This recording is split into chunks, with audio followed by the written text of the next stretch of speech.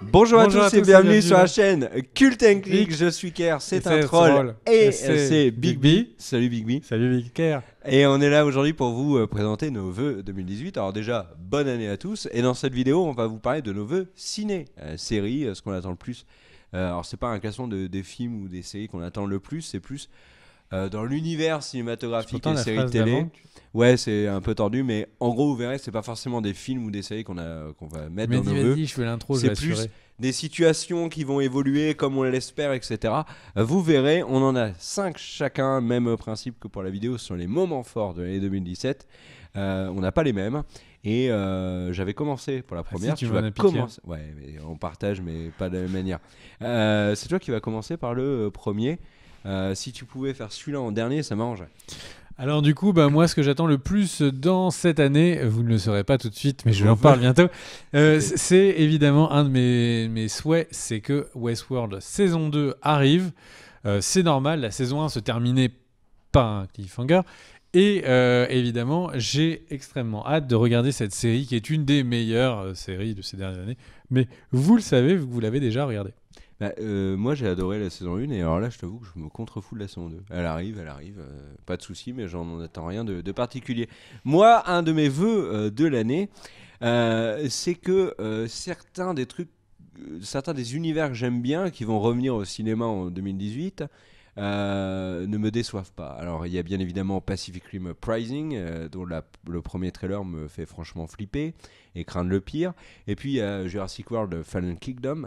Alors non pas que je sois un fan de Jurassic World, mais je suis un immense fan de Jurassic Park. Donc comme ça touche un petit peu à la licence que j'aime tant, et j'espère que le 2 sera à la hauteur de l'héritage Spielbergien, même si ça veut rien dire. Mais surtout, le film dont mon vœu pieux, c'est que ce ne soit pas un naufrage. C'est Han Solo, le spin-off de Star Wars. Pourquoi ? Parce que tous les signaux sont au rouge et du coup on va parler un petit peu d'actualité rapidement. Han Solo, deuxième spin-off après Rogue One, avait pour réalisateur Lord et Miller, les messieurs qui ont fait Lego La Grande Aventure, qui sont partis pour cause de désaccords artistiques avec Disney. Donc ça c'est jamais bon signe. Ils ont été remplacés par Ron Howard qui a apparemment quasiment tout refait à sa sauce. Et en interne, on évoque, alors il y a beaucoup de bruits de couloir qui viennent de sites très sérieux aux États-Unis, Variety, Collider, Entertainment Weekly, etc., qui évoquent fake news, qui évoque un film dont le scénario serait plus que bancal. Un film qui fonctionnerait pas du tout et un film qui aurait donc en rôle principal, j'ai oublié le nom de l'acteur, j'en suis désolé, mais celui qui joue Han Solo jeune apparemment aurait énormément de problèmes à incarner le personnage et aurait même des coachs pour l'aider à interpréter chaque scène. Donc quand on en est là et si tous ces bruits de couloir sont vrais, c'est un peu la panique, mais Disney a d'ores et déjà prévu que Han Solo soit un naufrage industriel. C'est le mot qui a été utilisé en off, pas à nous, c'est la presse américaine qui le relate.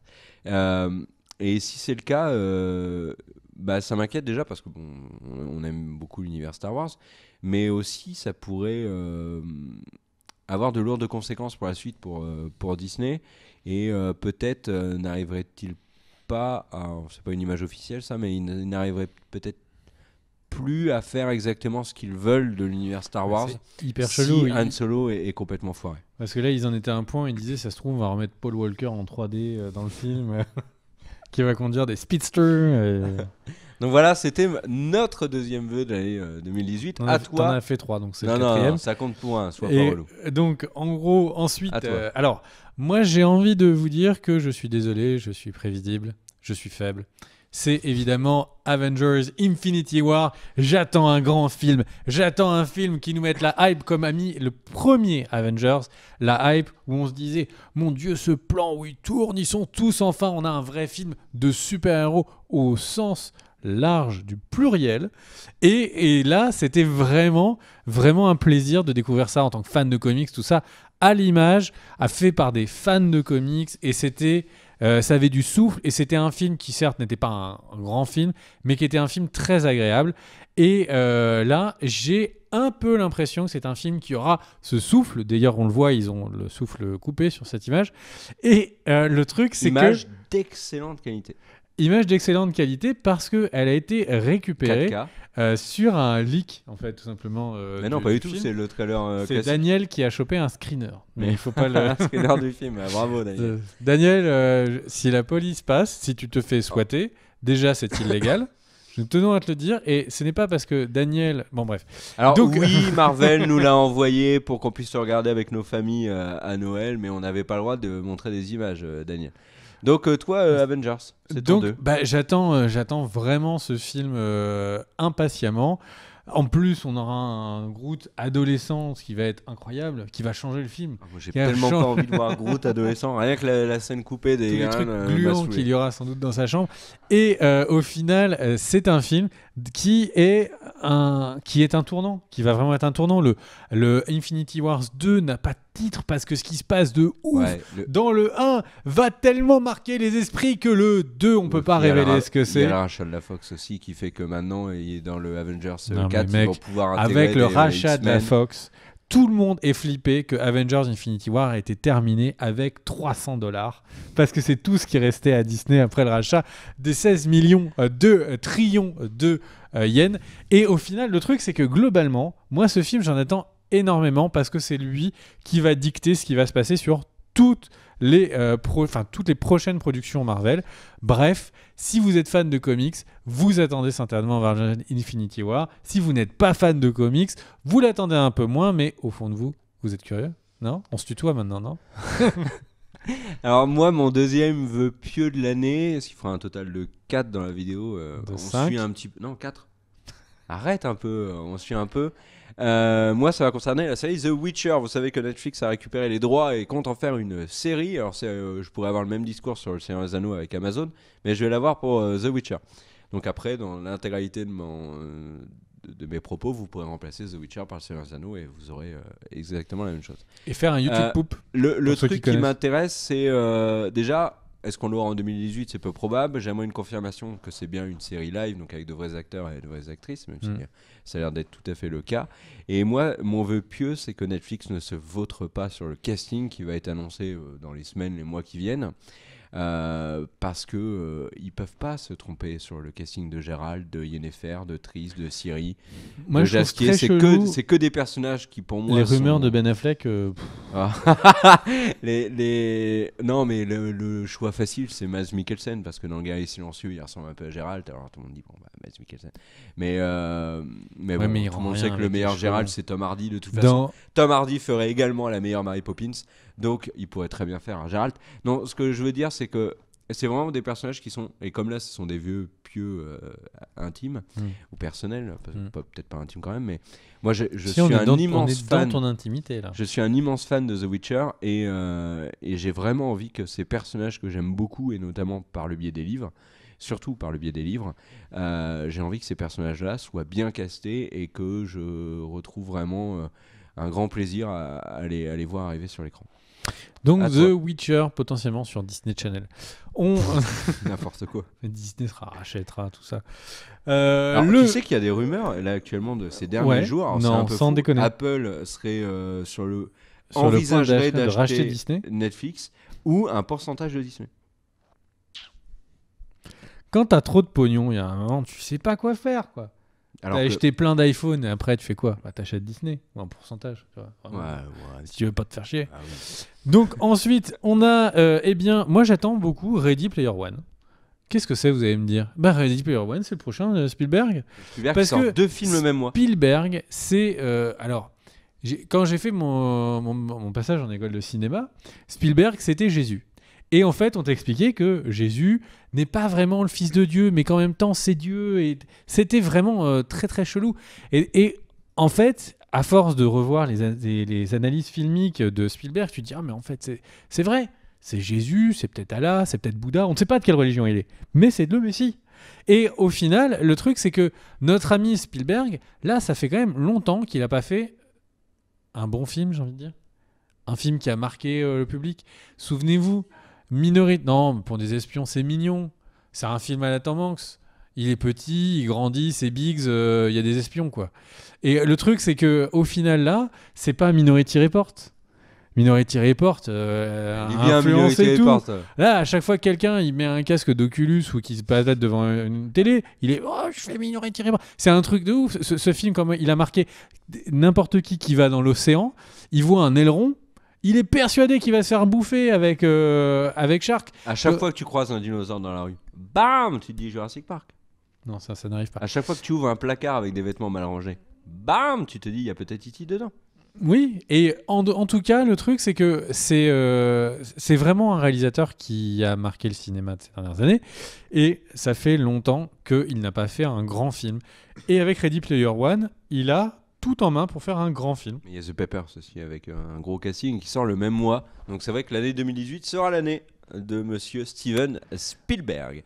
Ou peut-être pas. Oui, on verra. En tout cas, avec 2 films la même année, il est plutôt pas mal. Donc, ton vœu numéro 12. 4. Mon vœu numéro 4, j'ai eu ce vœu-là au moment de la BlizzCon. BlizzCon, c'est quoi ? C'est c'est, on va dire, le salon du jeu vidéo, mais organisé uniquement par Blizzard, où Blizzard revient sur pour Blizzard. Oui, pour Blizzard. Où Blizzard revient sur l'actualité et les trucs qui vont sortir prochainement sur ces jeux, donc World of Warcraft, Starcraft, Diablo, Hearthstone, Heroes of the Storm, Overwatch, etc.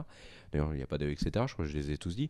Et en fait, lors de cette BlizzCon, ils ont balancé des trailers, donc notamment le trailer de la prochaine extension de WoW ou un trailer sur Overwatch. Et moi, devant ces cinématiques, alors rien de nouveau à tout cela, mais je me suis dit que vraiment la qualité était dantesque, surtout sur le trailer avec Anduin et Sylvanas de la prochaine extension Battle for Azeroth, si je dis pas de bêtises, donc de WoW. Et en fait, mon vœu pieux, c'est que cette année, Blizzard annonce qu'ils vont faire des films d'animation et que c'est eux qui vont prendre les commandes de leurs films d'animation. Qui vont faire des lootbox ? Non, ils vont... terminer le film Warcraft qui était sympathique mais globalement décevant, pas à la hauteur de ce qui est l'univers Warcraft. Quand t'es sorti, t'avais dit grand film. Non, j'ai jamais dit ça. Et que Blizzard fasse leur propre film d'animation. Racontez-nous l'histoire d'Azeroth en film d'animation, que ce soit en série, animé, peu importe, mais un truc hyper impressionnant. Faites-nous découvrir l'univers de Overwatch aussi par ce biais-là. Starcraft aussi avec beaucoup de plaisir. Diablo, ça sera peut-être un peu plus compliqué, mais qu'il y ait des films d'animation Blizzard, s'il vous plaît, c'est le moment d'y aller. À toi. On continue sur les vœux ? Ouais, t'as ton dernier. Eh ben, en avant-dernier. En fait, moi, mon avant-dernier souhait, c'est le cinéma français. Le cinéma français, s'il te plaît, je vais te tutoyer là, parce que pour l'instant, j'ai du respect, mais pas trop. Cinéma français, s'il te plaît, et tu vas baisser ta voix d'un ton, il faut refaire des films comme Comment c'est loin. Il faut refaire des films simples, mais bons. Il faut refaire des films comme à l'époque où j'adorais le cinéma français, Le Goût des Autres. Il y a les Tuches 3 qui sort cette année. Le Goût des Autres, Le Cœur des Hommes, ce cinéma simple, les premiers films de Lelouch. Je vais bien, ne t'en fais pas. Attention, je vais mourir. Mais en fait, le truc, c'est que... Ferme la porte, il y a du vent ce soir. Voilà. Et donc, en fait, tous ces films, on sait faire un très bon cinéma par simplicité. On n'a pas besoin de faire Star Wars, on a juste besoin d'avoir des bons acteurs, des bons dialogues et une petite mise en scène qui se fait. Et là, en fait, j'ai envie d'avoir la surprise, comme je citais Comment c'est loin, parce que c'est pas le plus grand film de ces dernières années, mais c'est un film qui était une surprise et qui m'a fait dire le cinéma français est capable de faire quelque chose de simple et bien, et ce qu'il faisait pas depuis très longtemps. Et donc, du coup, j'ai très envie d'être surpris et d'apprécier et de kiffer un film français que j'aurais envie de vous conseiller à tous parce que vous pourriez y aller sans modération. Il n'y a pas très longtemps, je suis allé voir le dernier film de Chabat, qui c'était Santa & Compagnie, je crois, et c'est un film qui est chouette, qui a beaucoup de qualité, mais ça manque d'un petit truc qui fait que j'ai envie de vous dire allez voir ce film, c'est génial et tout. Ce film était très sympa pendant les 2 semaines de Noël. Là, maintenant tout de suite, le film, ça y est, il est déjà out of order. Le truc, c'est que cinéma français, s'il te plaît, vas-y, s'il te plaît, fais un film chouettos, sympa, qui nous fera plaisir. Fais une auberge espagnole, fais un poupée russe. J'ai envie de re-kiffer un film français et je suis sûr que tu l'as en toi. Mais oui, il faut le motiver. Il y avait Grave cette année qui était très bien. Il faut le motiver. Tu peux le faire. C'est juste que tu as perdu confiance en toi, tu t'es perdu, tu as eu trop de relations avec tes cousins, tu as eu trop de relations avec tes frères et tes sœurs. Là, c'est fini. Repars sur des basses scènes, pose cette bouteille de binouze, repars à l'écriture, tu as tout ça en toi. Voilà. Alors moi, mon 4e vœu pieux, c'est le retour officiel de la plus grande série de l'histoire de l'humanité. On partage tous les deux cet avis-là sur cette série. C'est The West Wing dont tu m'as énormément parlé et qui fait que j'ai regardé. Et en effet, ça a été un moment d'intense. Des années qu'il voulait pas regarder. Intense il m'a dit, c'est bonheur. chiant. Non, quel menteur. Mais combien de temps tu as mis à la regarder entre le moment où je te l'ai conseillé? J'ai attendu qu'on me l'offre tout simplement et c'est un des plus beaux cadeaux qu'on m'ait fait. The West Wing, c'est un immense chef-d'œuvre. Son créateur Aaron Sorkin sort un film peut-être même qui est sorti au moment où vous visionnez la vidéo, qui s'appelle Le Grand Jeu, Molly's Game, avec Idris Elba et surtout Jessica Chastain qui apparemment est extraordinaire dans ce film. Et Aaron Sorkin, figurez-vous que donc c'était le créateur et scénariste principal de The West Wing. Il a fait The Newsroom après, etc. Plein d'autres séries moins connues, mais les deux qu'on va citer, c'est West Wing et... Il s'en souvient pas. Mais si, Allez, allez. The Sunset Strip, The 60 de Sunset Strip. Il avait fait évidemment, il avait fait l'émission. Putain, c'est sûr. Et l'émission de sport. Allez, Sport Night. Voilà. Et il a eu également grand scénariste à Hollywood. Il est considéré comme un des plus grands, si ce n'est le plus grand scénariste. Studio 60 on the Sunset Strip.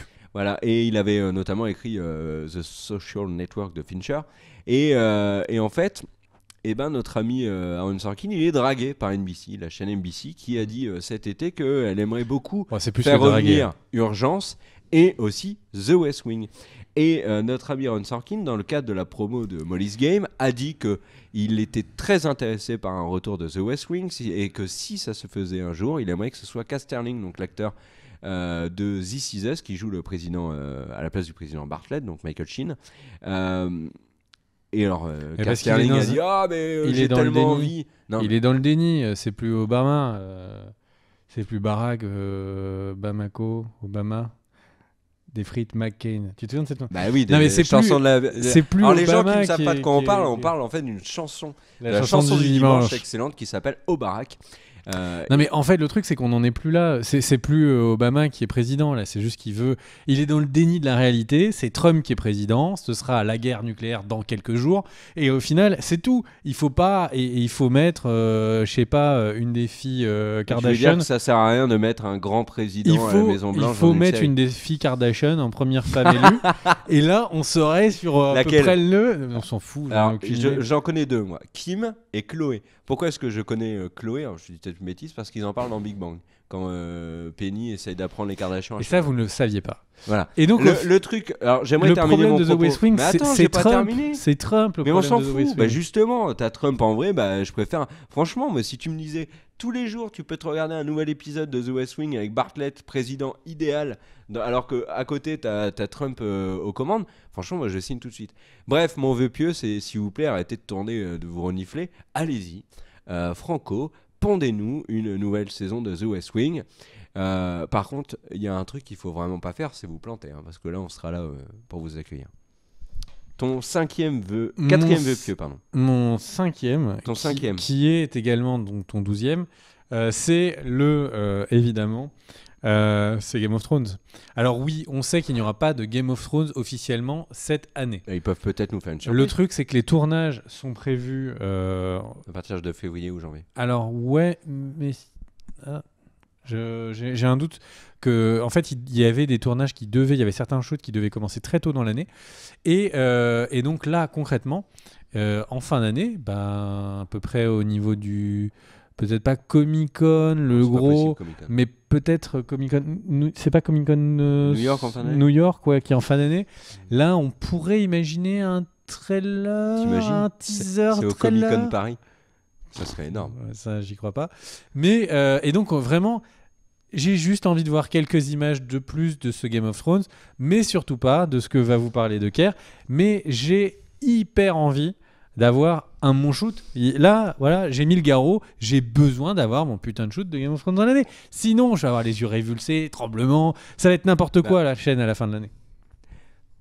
Alors moi, mon 5e vœu pieux concerne également 12e. Game of Thrones. Moi, j'ai une... Alors, retournons-nous vers la saison 7.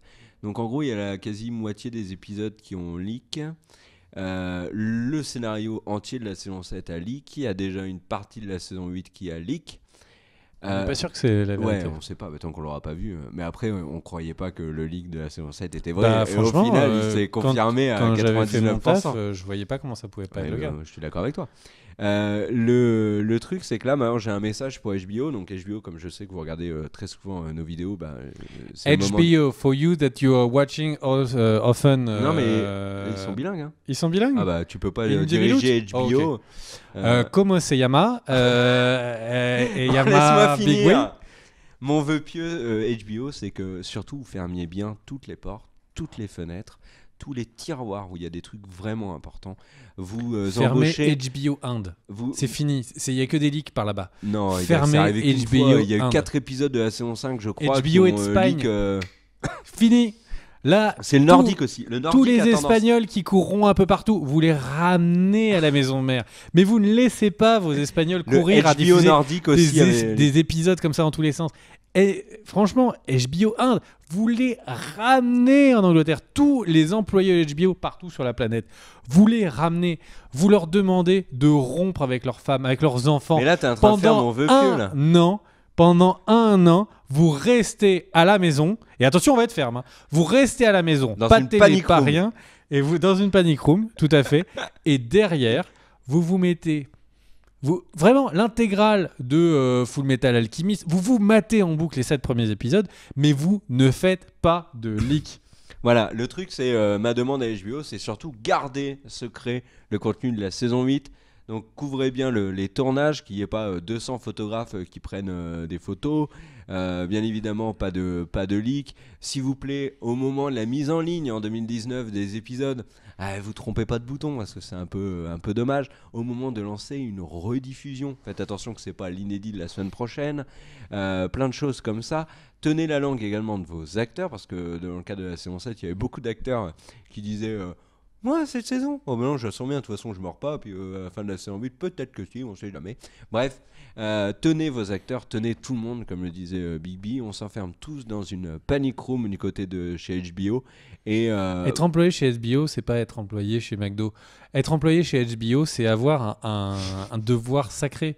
Est-ce que les pauvres employés de McDo Non, mais les employés de McDo, ils vont pas mourir de coups, rués par vraiment des rues entières où des fans courent avec des machettes pour essayer de buter le mec qui a fait le leak. Ça n'arrivera pas parce que tu as rendu un cheeseburger un peu trop pas cuit. Ça n'arrive pas non plus pour Goth. Attention, la saison 8 ne dit pas non. Columbine, c'était parce que le mec avait un doute qu'il y aurait un leak de la saison 6. Arrête tes conneries. Donc en gros, on déconseille. Officiel. 2018, il est fou. On déconseille à toute personne de HBO de quitter l'enceinte de HBO et surtout apprenez à mettre des mots de passe à vos serveurs FTP. C'est super important. Et 4x0 ne fonctionne pas. Admin, c'est de la merde. Hein. Franchement, si vous mettez le mot de passe et le nom d'utilisateur admin, c'est tout le monde le sait ce truc-là. Donc, s'il vous plaît, faites attention. N'hésitez pas à débrancher Internet. Je pense que c'est une bonne solution. Et 2, je pense qu'on l'a compris. Juste ranger là sur votre dossier, là sur votre bureau. C'est le bordel. Rangez vos petites feuilles. Vraiment, faites attention. Il y a beaucoup de gens qui espèrent que vous ferez attention. Et des malfaisants sont au coin de toutes les rues. Pour revenir un petit peu sérieusement sur la saison 7, qui était réussie au demeurant. Tu vas la mais dans les faits, elle nous a été, complètement gâchée par le leak incroyable des scénars de tous les épisodes, en fait. C'est-à-dire que quand nous, on a fait la vidéo pour aborder le leak, hein, vous allez nous dire, oui, mais c'est de votre faute. C'est vrai que c'est notre faute, hein, on assume. Mais quand on faisait l'étude du leak, c'était à l'époque où 6 mois avant la diffusion, franchement, on pensait... on était là, ouais, mais on pensait... au fond de nous, on disait, non, mais c'est pas vrai, c'est beaucoup trop gros et tout. Là, c'était pas trop gros, c'était purement vrai. Donc là, ils ont pris des mesures. Alors, ils vont tourner plusieurs scènes, mais ça, ils nous l'avaient déjà promis. Au final, c'était faux. Il y a plusieurs scripts qui ont été écrits. Les acteurs sont pas censés savoir où ils vont vraiment, mais du coup, pour bien interpréter un personnage dont tu connais pas l'issue.